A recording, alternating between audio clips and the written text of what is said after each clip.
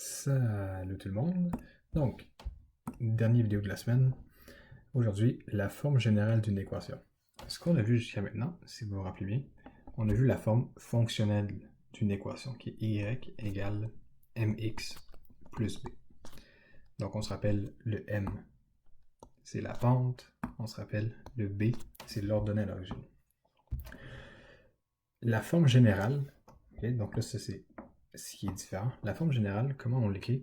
On écrit ax plus by plus c est égal à 0. Okay, donc ça, c'est ce qu'on appelle la forme générale.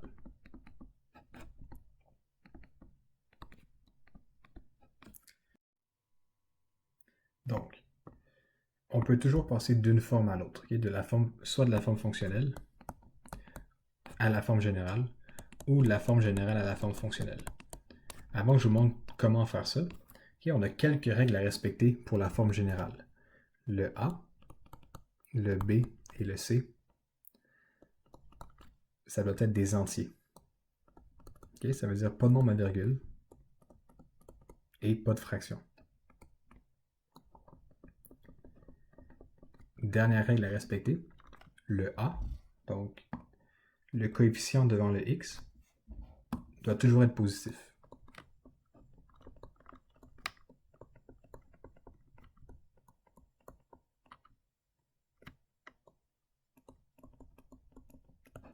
Voilà. Et maintenant, comment on fait passer de la forme fonctionnelle à la forme générale?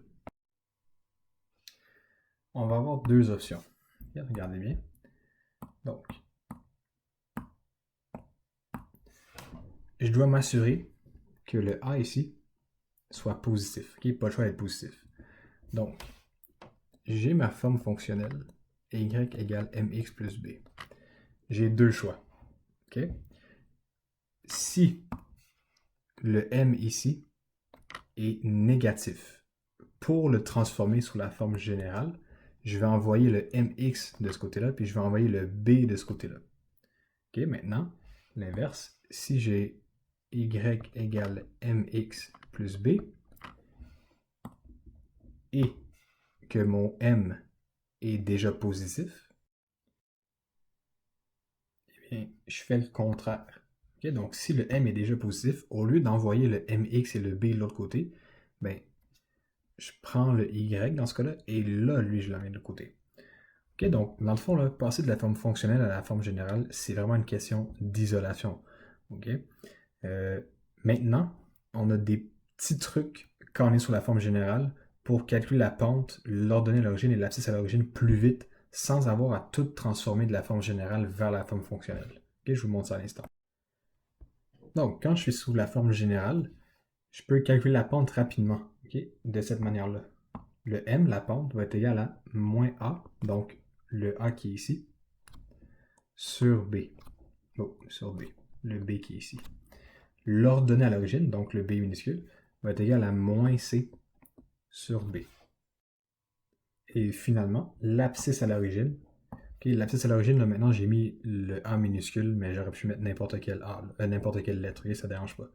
Donc, l'abscisse à l'origine, comment je peux le calculer rapidement? C'est moins c sur A. Okay, donc, l'important à se rappeler, là, passer de la forme fonctionnelle à la forme générale, c'est une question d'isolation.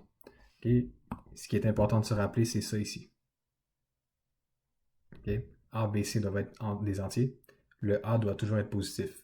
Donc, vu que le A doit toujours être positif, ça l'influence ça ici. Okay? Comment je vais isoler les variables. Donc, allons à la prochaine diapositive, faire un exemple. Parfait. Donc, voici les exemples. Première question, transformer les équations suivantes sur leur forme générale. Deuxième question, calculer les abscisses à l'origine de ces droites. Parfait, on va commencer avec l'exemple A. Donc je regarde, y égale moins 5x plus 3. Qu'est-ce que je remarque déjà en partant? La pente, elle est comment la pente? Elle est négative. On se souvient, le coefficient devant le x doit toujours être positif quand j'ai la forme générale. Donc là, au lieu de prendre le y et le ramener de ce côté-là de l'égalité, on va prendre les deux termes ici, puis les envoyer du côté du y. Okay, donc, quel résultat ça va me donner? ben, le moins 5x, ça devient un 5x positif, donc 5x, plus y, il reste plus y. Le plus 3, j'envoie de l'autre côté, ça devient moins 3, est égal à 0. Parfait. Maintenant, deuxième partie de la question, on demande l'abscisse à l'origine. L'abscisse à l'origine, je me rappelle, hein, je peux le calculer en faisant moins c sur a. Donc là, je regarde. Le c ici, c'est moins 3. Le a, c'est 5.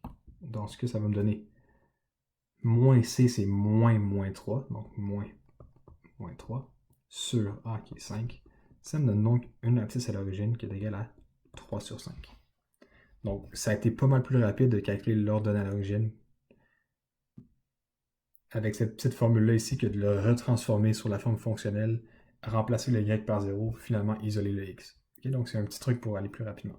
Maintenant, deuxième exemple. Première chose que je remarque, qu'est-ce qui se passe devant le x ici, le coefficient? C'est une fraction.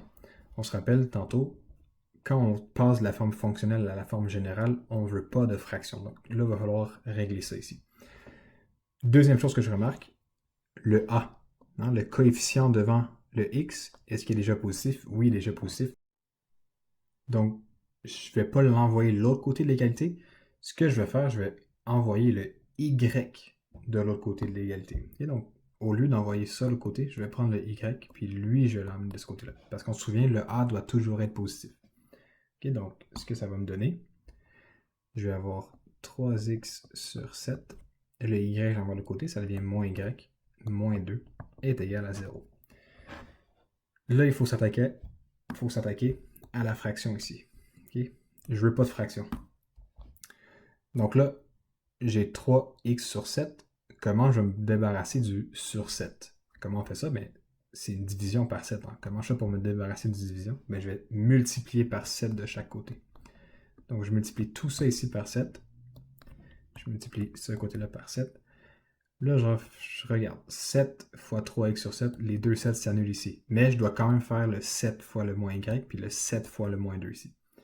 Donc, ça va me donner 3x moins 7y moins 14 est égal 0 fois 7 me donne 0. Voilà, on a transformé la forme fonctionnelle vers la forme générale. Maintenant, deuxième partie de la question, je vais trouver l'abscisse à l'origine. Comment je fais encore? L'abscisse à l'origine, c'est moins c sur a. Donc, ça va me donner, je regarde, le c ici, c'est moins 14. Le a, c'est 3. Ça me donne donc moins 14 sur 3, qui me donne 14 sur 3 pour mon abscisse à l'origine. Voilà, on a fini l'exemple. Maintenant, je vous donne les exercices. Mais non, c'est pas vrai. On va faire un autre exemple ensemble. Donc, deuxième exemple, vous allez voir, il y a beaucoup d'exercices dans le cahier qui sont comme ça. Là. Puis ça, c'est classique examen du ministère. Okay? Donc, soit la droite d'équation 2x moins 4y plus 12 égale 0, donc sous la forme générale.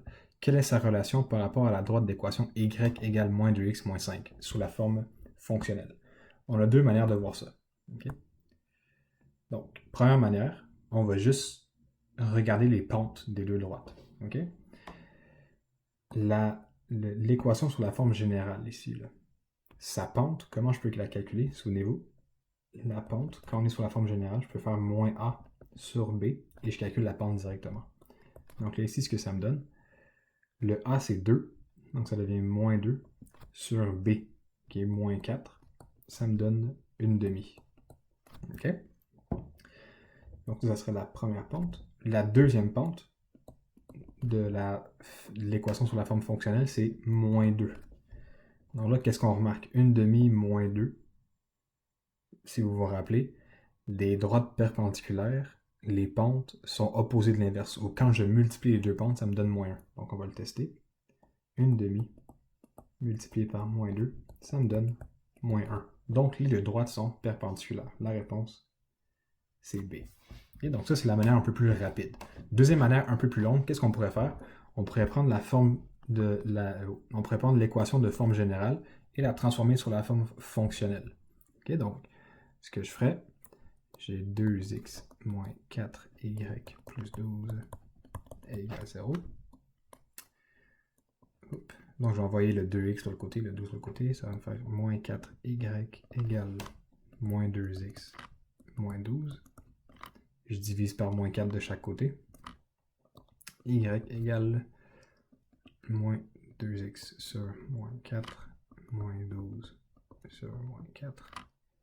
Y égale négatif divisé par négatif. Négatif divisé par négatif, ça donne des positifs. Donc ça fait x sur 2 plus 3. Et là, encore une fois, je remarque la pente de ma première droite, c'est 1/2.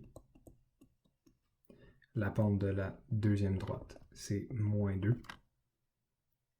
Des droites perpendiculaires, quand je les multiplie, ça donne moins 1. Donc, 1/2 multiplié par moins 2 me donne bien moins 1. Ce sont des droites perpendiculaires. Parfait, ça conclut l'exemple. Allons voir les exercices par rapport à ça. Bon, vous allez voir, il y a plusieurs exercices là-dessus. Et c'est pas juste sur les droites sous la forme générale. Okay? Il va y avoir des exercices mélangés un peu. Donc, on est rendu à la moitié, presque aux 3/4 du chapitre, je vous dirais. Donc, on a page 7, numéro 11, page 8, numéro 13,